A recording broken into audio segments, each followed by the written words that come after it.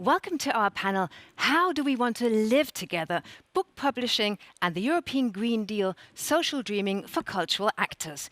We will try and find an answer to the question what the publishing industry can gain from the European Green Deal and the new European Bauhaus initiative and vice versa. And we will be talking about creativeSHIFT and the Möbius report, two ambitious innovation projects and their relationship to sustainability. And we have some fantastic guests here in the studio. Let me introduce them to you. We have Nina Klein. Hi, Nina. Where are you? I can't hear you. Oh, no, I can't hear you. I'm based in Belgium. In Belgium. I think the...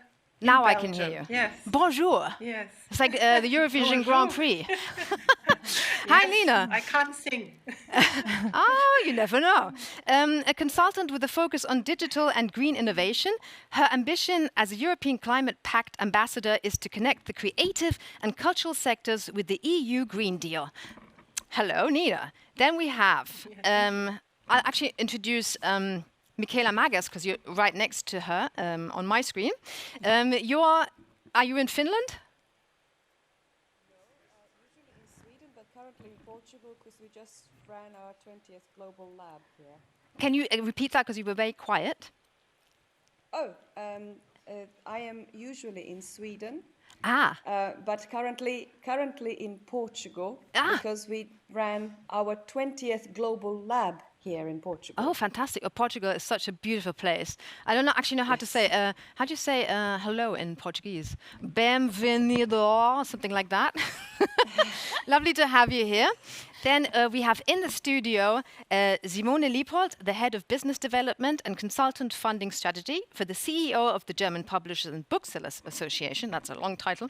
Simone is also one of the driving forces behind the pilot project creativeSHIFT, which we're going to talk about. Together with 6 other European partners, is set to hack the biggest tech-triggered challenges facing Europe's content sectors and to shape the future landscape of content innovation. Hi, Simone. Hi. And we have Simona De Rosa from Italy, yes. Yeah. Buongiorno. She is a project manager and senior researcher at DEN Institute. Simona is an expert in European projects and leads work package activity for the Möbius project, which we're also going to talk about.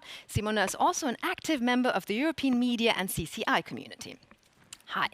Then we have the only man in the round. I like the gender ratio, I have to admit. Peter Kraus from Clef has been working for more than 20 years in various companies of the Georg von Holtzbrinck Publishing Group. Since 2017, he has been involved in the FEP, the Federation of European Publishers, in an official capacity. And in 2020, he was elected as president. Cool. And next year, on January the 1st, Peter Kraus from Clef will become the new Chief Executive Officer of the Börsenverein des Deutschen Buchhandels. Congratulations. Thank you. Lovely. Well, lovely to have you all here, digitally and live and in flesh, which I think is cool. People, to touch people. Well, I can't touch you, but like you're close by, I can feel you. So we're going to start off with Nina Klein. Nina, maybe you can tell us, give us a brief outline about the European Green Deal, first of all. Yes, I can, although it's asking a lot in 3 minutes to explain the European Green Deal. So basically, the European Green Deal should be known much more, which is why I am an EU Climate Pact ambassador, because the EU Green Deal or European Green Deal basically is the EU's answer to the planetary challenges that we face. And that means that the EU Green Deal is a huge policy package, and it goes from economy to social issues to culture. And the aim is really to get to climate neutrality by 2050, so fulfilling the Paris Agreement. But also it aims at fighting the massive loss of nature that we're experiencing. So it really looks at the planetary challenges in a systemic way. That's the EU Green Deal. And why is it not only a project where we as citizens say, oh my God, that sounds like a lot of work for us to do? Yes, it is a lot of regulatory pressures, because the EU Green Deal basically extends, for example, the trading system of emissions to all sectors. So yes, also book publishing at some point won't be spared, and everyone will have to reduce emissions. But the good news is that the Green Deal and the Commission is really leading in this globally, says, hey, it's an innovation project. So it's not only about us regulating and saying, no, you can't do this. It's more about the EU Commission and the EU really saying it's an innovation project, because what we have in front of us is huge transformative change. We need to change everything, which might sound frightening, but at the same time, we can only change everything if we innovate massively, which is, next good news, that there is a huge budget by the EU. It's of 500 billion euro dedicated only to the Green Deal and the missions. And these 500 billion euro for the next 7 years, they sit inside, for example, the funding programs. So there are huge EU funding programs. Globally, they have always been the biggest, and some say also the best. So that's the good news. There is a lot of investment foreseen for this mission of fighting the planetary crisis. And now we come to book publishing and the creative industries. Why would they be important for the EU Green Deal? Well, one is the EU Commission and the EU sees that we need everyone to take part in this mission because it's transformative. B, the creative industries have been singled out as one of the 14 industrial ecosystems which are immensely important. Book publishing might not feel important, but yes, the political expectation is that book publishing as a creative industry contributes to this transformative change by providing a narrative, for example, so triggering transformative change. You might remember, as I do, the narrative of the 90s was greed is good, or of the 80s. This narrative should, and hopefully will now change to a narrative which is about creating a good life for people and the planet. So catalyzing social innovation, catalyzing also technological innovation is one of the expectations. And last but not least, the expectation is also that the creative industries become climate neutral themselves. They seem to think and like to think, as we all do, me too, hey, it's not me who's creating the problem, it's somebody else. But really, if you look at the emissions coming only out of electricity, the creative industries fuel the internet with content. And there are expectations that by 2030, 23% of all emissions globally will come from electricity from the content sectors. I hope that was quick enough. Definitely. Impressive work there, Nina. A very concise and interesting Zusammenfassung. Can't think of the English word right now. Yes, thank you so much. And sitting next to me now is Simone Lieppold. And she is one of the driving forces behind the pilot project creativeSHIFT. Simone, can you tell us about creativeSHIFT generally and how sustainability will play a role in this project? Yeah, well, first of all, of course, sustainability is one of the big challenges of our times. So, of course, this is also a challenge for creativeSHIFT. But as you said, let me give you briefly an overview what is creativeSHIFT. So it's a European innovation network for cross-sectoral content. And so what does that actually mean? Good question. Yes. And it's co-funded by the European Union. I should not forget that. So we formed since November 2020. We built a community of content industries with our European partners. So this is gaming, publishing, music, and audiovisual. And the idea in this community is really to exchange knowledge, exchange ideas, and also tackling, the common challenges that you do have together. And one of these challenges is definitely sustainability. Mm-hmm. So the community came up and developed the idea of a sustainability guide for the whole sector. And right there, we're at this moment saying, okay, how do we, what's going to be the first step out of this community work is that we agreed on that we need a feasibility study to develop a draft guide and then, go on. So this, in a very short version, is creativeSHIFT and the sustainability issue. And when you say sustainability guide, because people might have heard of the Sustainable Development Goals, is it connected in any way? Absolutely, absolutely. So, because sustainability is not only reducing your carbon footprint. So you have the sustainability goals. I think Nina and also Peter know them much, much better than I do. And but it's mainly really for the sustainability guide. We can all agree on this. It's the goal 12, which is the circular economy. So this is one of the biggest issues that we're tackling in our community here. Okay, cool. Well, thank you so much, Simona. And then we have Simona de Rosa. I love your name. And you're basically responsible for the Möbius project. Can you tell us about the project and also how sustainability will play a role in your project? Yeah, sure. First of all, I'm responsible for some activity, but I'm not a coordinator. Okay. Because Mobius project, it's been funded by the Horizon 2020 Research Framework, and the coordinator is Erica. It's located in Spain, and then we have other 10 partners. I'm one of the partners, so today I'm representing the whole consortium, and all the project is about the publishing sector. Our aim is definitely to reshape and remodel the traditional value chain for publishing and book sector. And inside this, we have some very tangible results we have to deliver. Among these, we have to reshape the business model to provide a new business model for the sector, a data intelligence toolkit to support the publishers in getting more data to do their job, and also create the Mobius book, who will be a cross-media experience, so a new kind of book.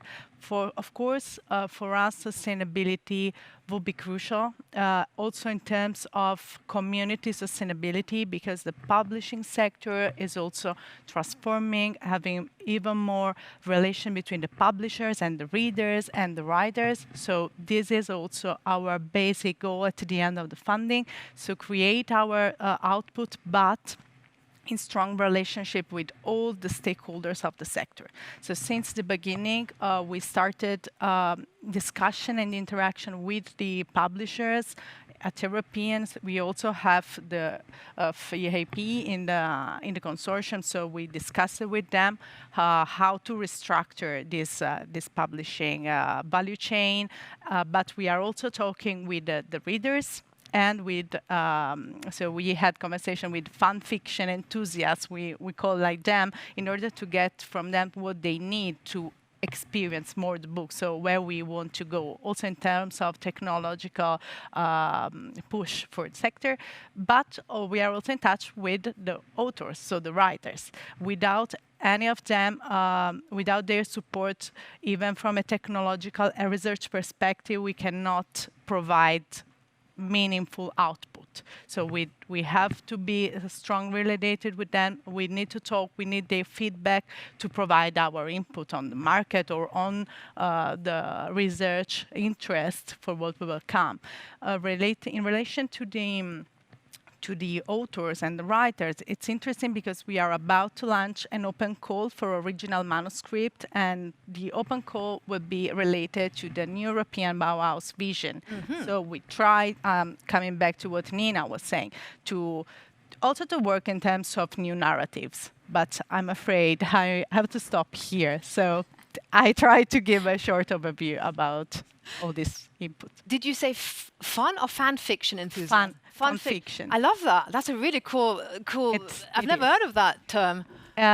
We call like them because they are really an engaged community. So there are a lot of platforms where they provide input. They also think outside the book itself. So it's interesting in terms of data because you have plenty of information that in a traditional value chain you cannot collect because you can extract from the information always GDPR, of course, or under the GDPR rules. But yeah, they are also a very relevant community to get new insight for the future of the sector. Cool. Well, thank you, Simona.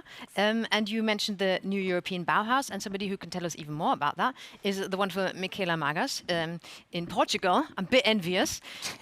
Michaela, you are a member of President von der Leyen's high-level roundtable for the new European Bauhaus, so you probably have more insight than any of us.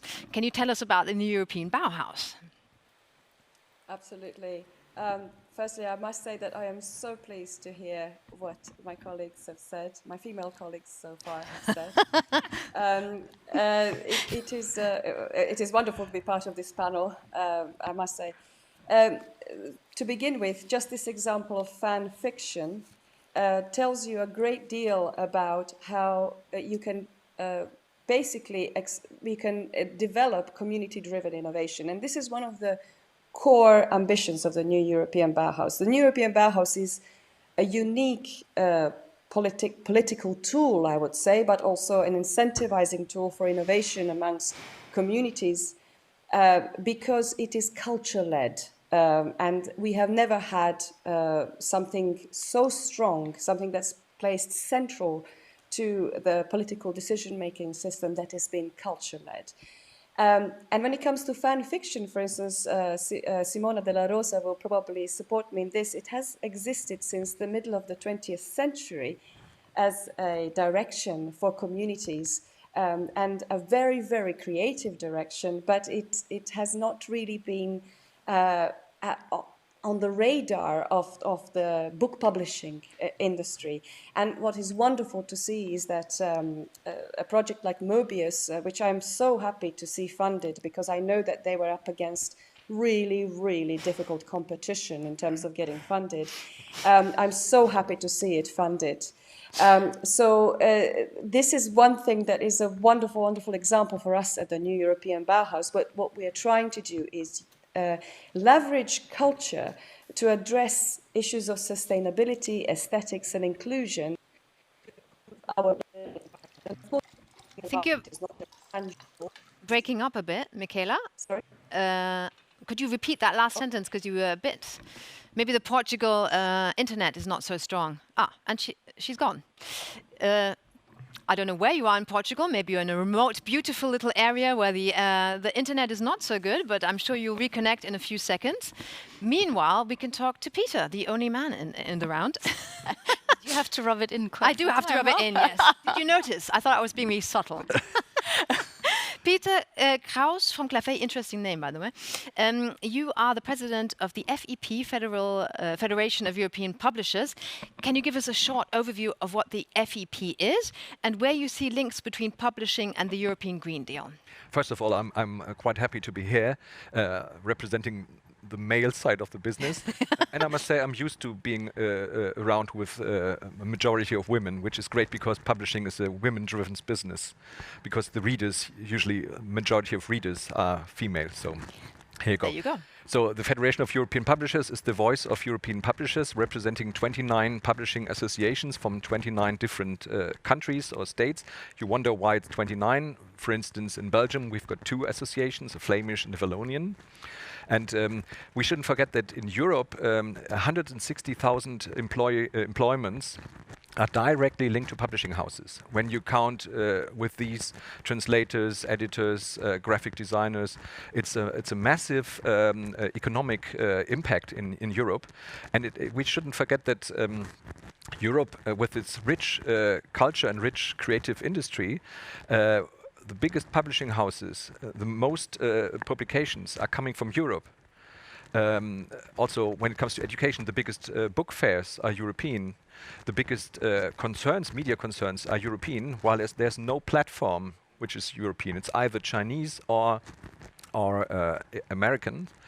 And that's one thing where we have to lobby against. It's the power of the GAFAs, of the so-called GAFAs. How do we stand in for freedom of expression, freedom to publish, but also for copyright? And copyright and freedom of expression are two sides of the same coin. You can't have freedom of expression without having property rights, and for authors means copyright. It's a property right. Because if you can't make a living out of what you want to write and publish, then you don't need to express yourself.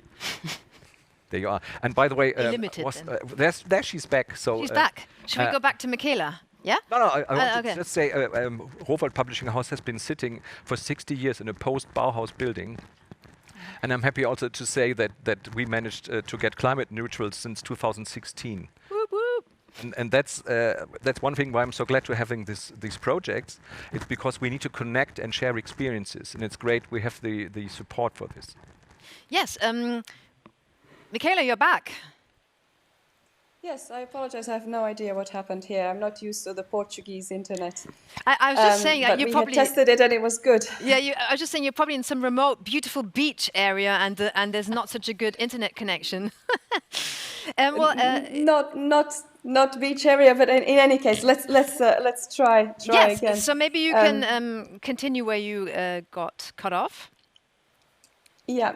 So as I say, I was super happy to hear that Möbius got funded, because I think it's an incredibly important project for this sector.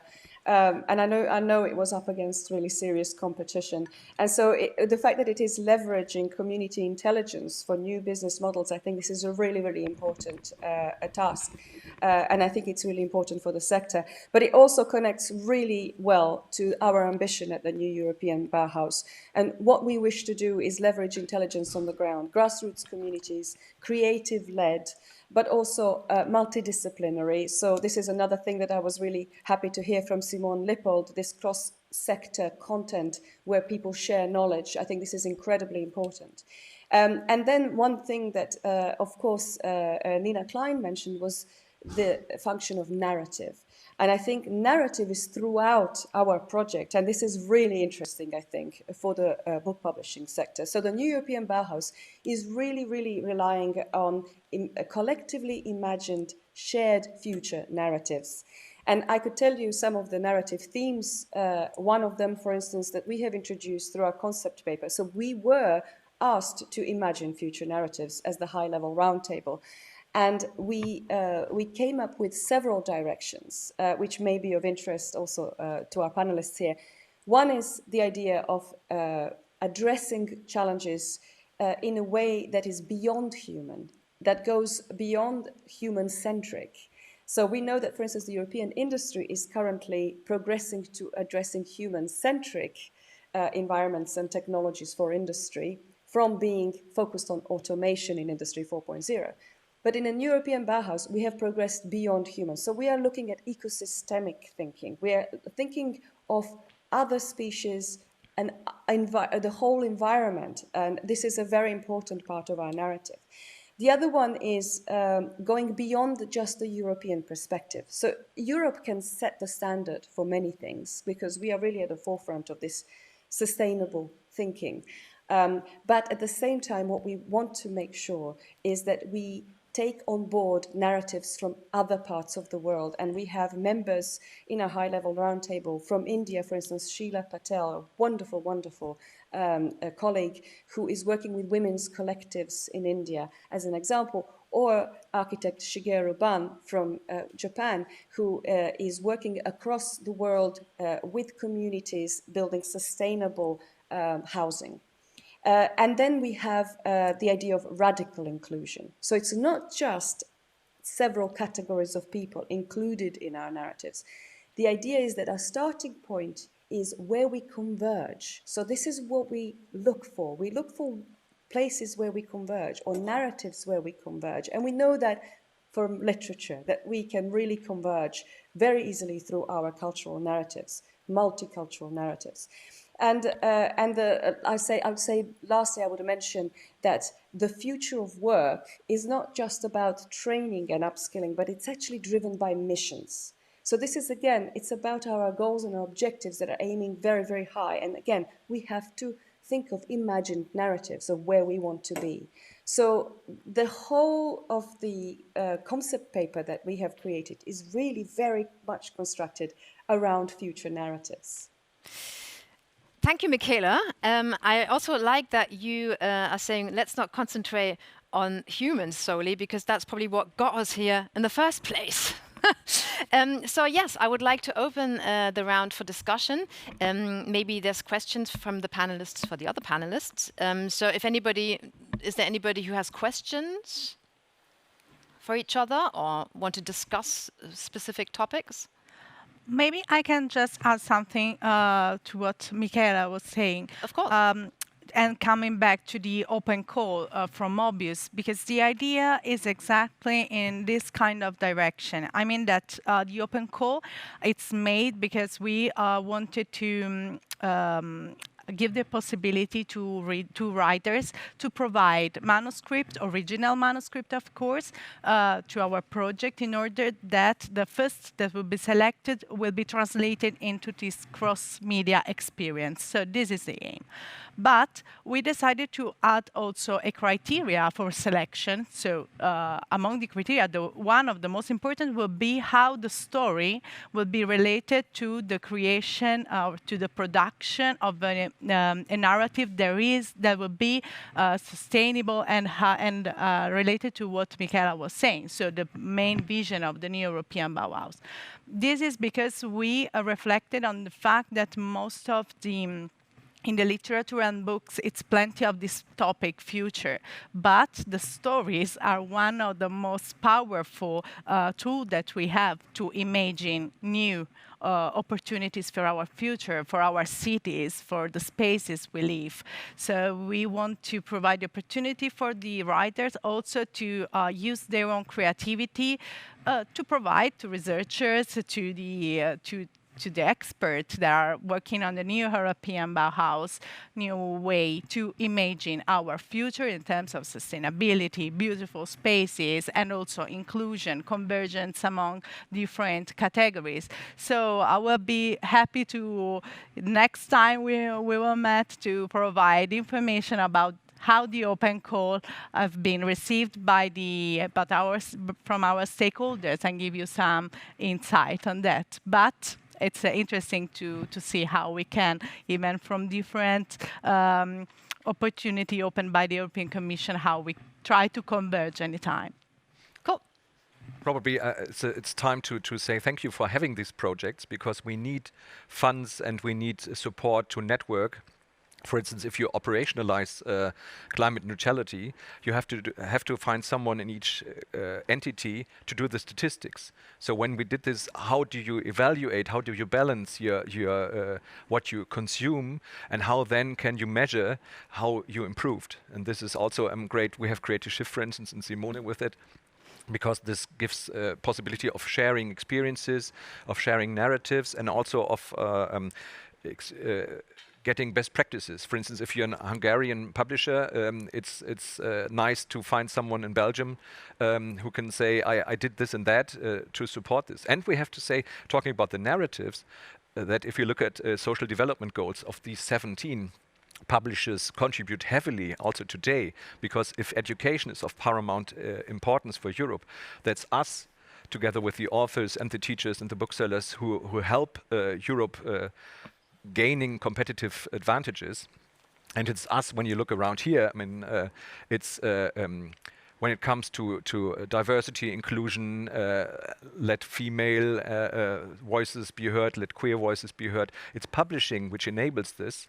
And also talking about equal pay, I think that our industry, I mean, look at us here, our industry is spearheading some of these developments, and we should be proud enough to say we contribute heavily, but there's still a lot of things to do. So I can only pledge everyone signing up for SDG 17 compact publishers compact goals. FEP supports together with IPA to help us in this. But it's also great to get support from the Commission because we need this means. If you run your business from day to day, you don't have the capacities to say, oh, there's someone taking care of creativeSHIFT, of sustainability. You have to have someone who wears this hat and has to be financed. You just mentioned the Sustainable Development Goals Publishers Compact. Can you tell us a little bit about it, if somebody hasn't heard of it yet? That's a charter made by the International Publishers Association in Geneva and by the FAP. And there you say you by signing up you say I herewith say I'll follow this track. I look after diversity. I look after inclusion. I look after equal pay and doing less harm to nature. And this is, you can see it on the website of IPA. So 10 action points or something like that. Right, yeah. Cool. And it's a great initiative. And I mean, it makes us aware of these things and talking about who, if not us, is an expert in making narratives. Absolutely. Anybody else would like to comment? Nina? Yes. I would like to stress that for anyone listening now and saying, new European Bauhaus, European Green Deal, that's all new to me. Don't worry, it's new for a lot of people. And I think the important thing to stress is really that we're at the beginning of something. The European Green Deal is 2019, end of 2019. So it's really fresh. And there is also a question I want to ask here, because of all these things being so very new and sustainability changing from something nice to have to something really fundamental also for our economy. That means that funding programs that the EU has and initiatives like the new European Bauhaus, they are new and they need input from the book publishing industry on what exactly do you need? How do you want the programs and initiatives to be tailored? And that's an interesting question because we rarely ask ourselves, what do we actually need? So answering this question isn't easy. And funded projects like creativeSHIFT and also Möbius help to create the free space to ask these fundamental questions. And I would like to ask to the round of Simone Lippold for creativeSHIFT, Simone da Rosa for Möbius, but also to Peter Kraus from CLEF as a representative of publishing. Do you already know what you want and need from these initiatives and funding programs or not?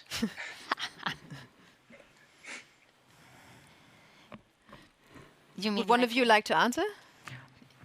Do you want to do like a wishing for Christmas presents? We need money.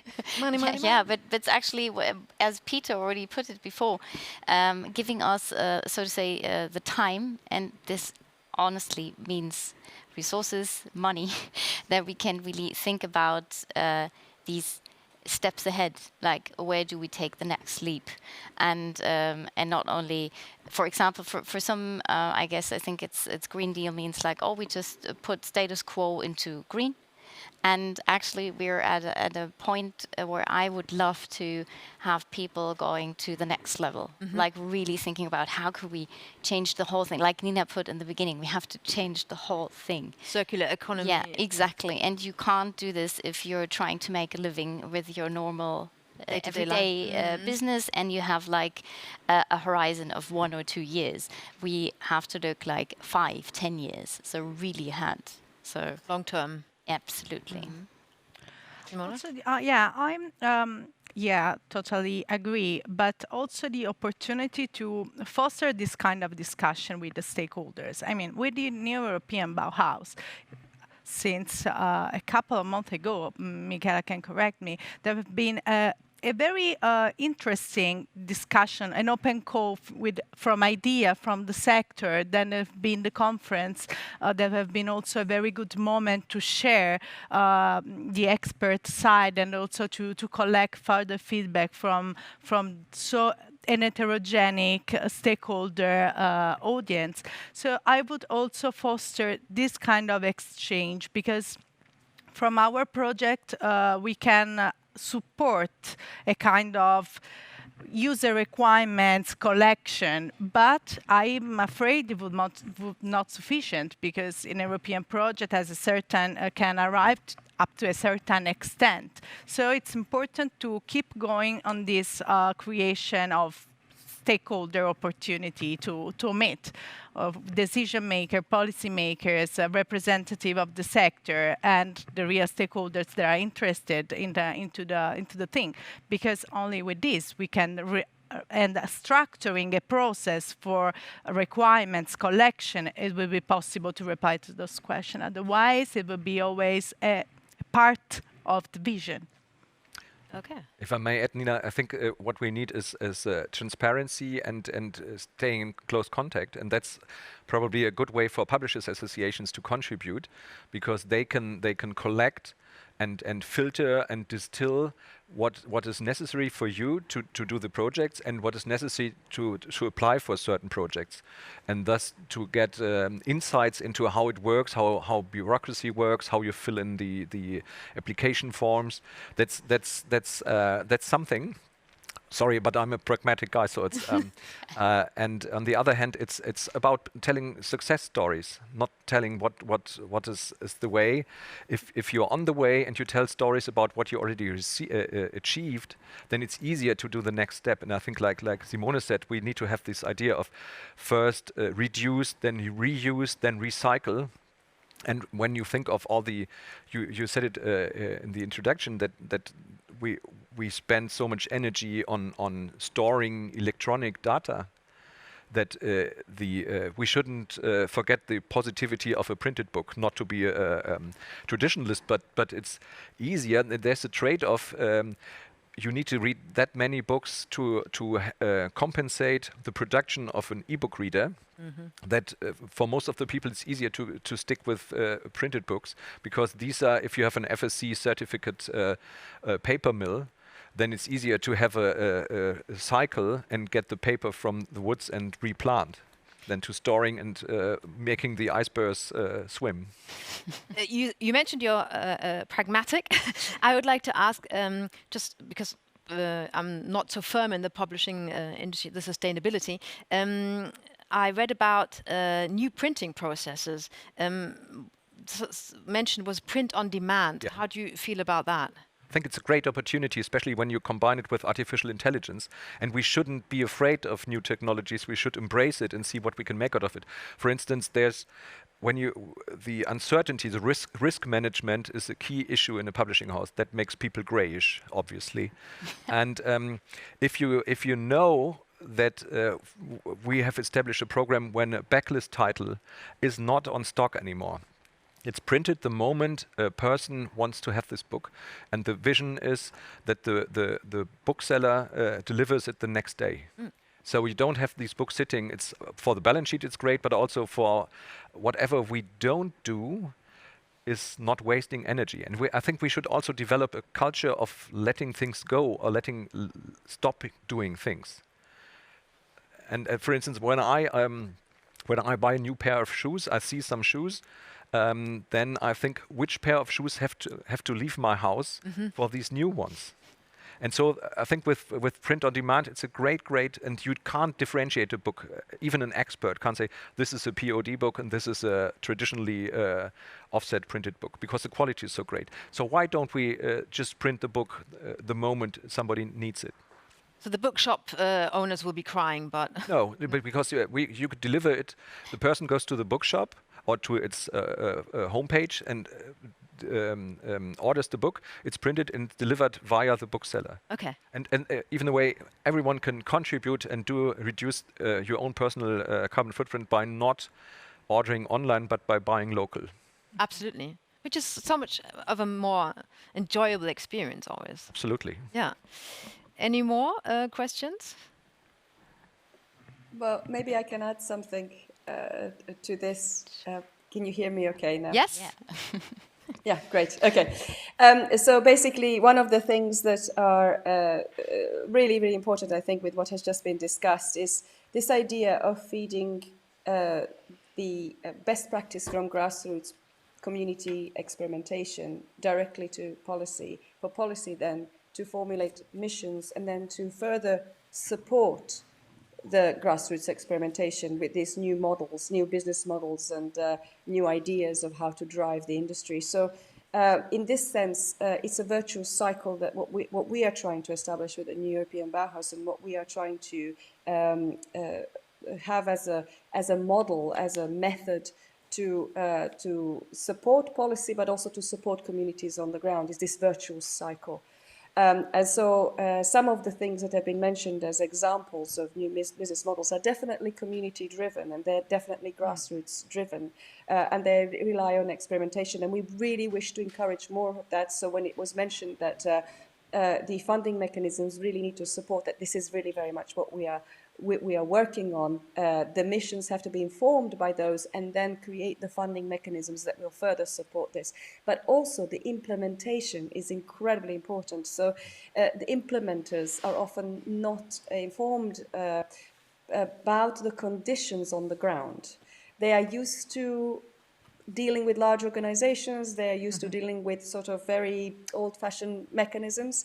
And this is something where we would like to see some reform, inclusion of small players, particularly who are full of innovative ideas, who can really contribute to this landscape. So this is something else that is incredibly important. And then this sector, the publishing sector, can really support the new European Bauhaus by proposing some of these ideas, mechanisms, innovations, and also, as we say, narrative is so important. So ways to convey narrative, new ways to convey narrative. I mean, I have a little quote from our concept paper here, which I think will probably resonate with you, which is about this cross-domain and multi-perspective transgenerational knowledge exchange. So the recommendation is deep respect for the complex narratives of places told from the perspective of different generations, their histories and futures, their cultural projections and imaginations, can establish a sense of diverse yet shared identities, collective memories and ambitions, as well as provide spark and fuel for invention.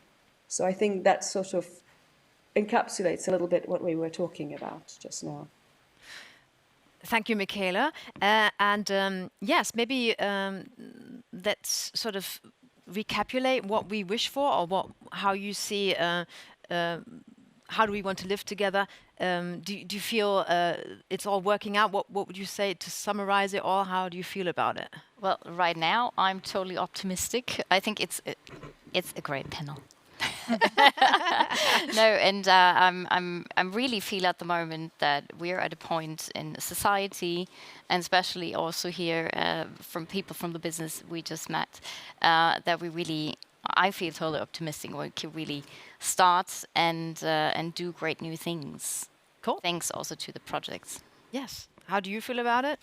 I think it's great also when talking to how we attract new generations of future publishers.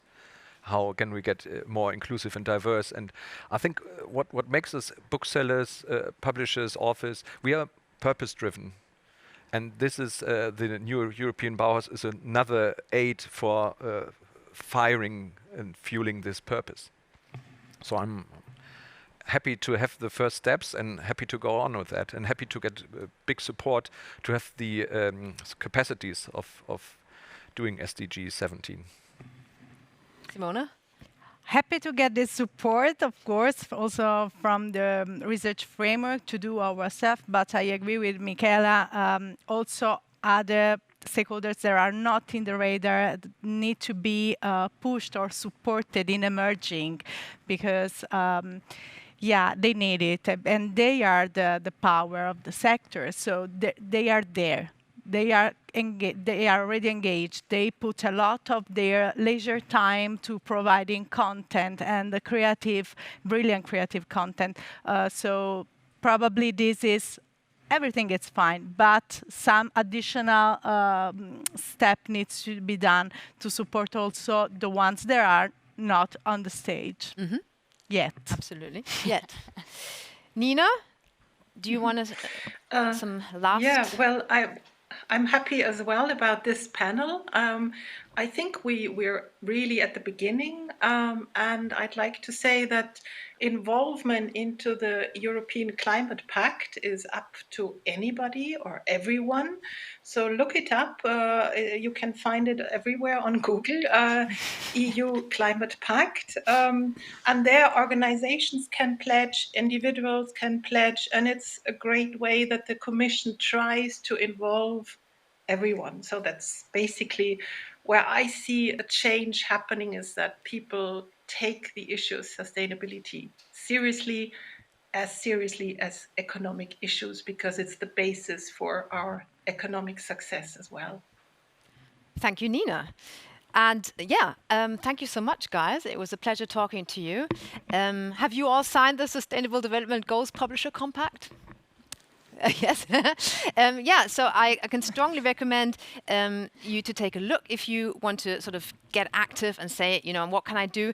You can look at the Sustainable Development Goals Publisher Compact and ideally sign it. So altogether we can reach the SDGs until 2030. And it is a great way to find out more about sustainability and how you can integrate sustainability into your business. Yes, thank you to all of my guests. Thank you to Waltraud Madelung for organizing all of this from the Börsenvereins Group. Yes, thank you to everybody who was involved for this wonderful panel, and it was a pleasure talking to all of you. Thank you. Thank you, guys. Thank you. Bye.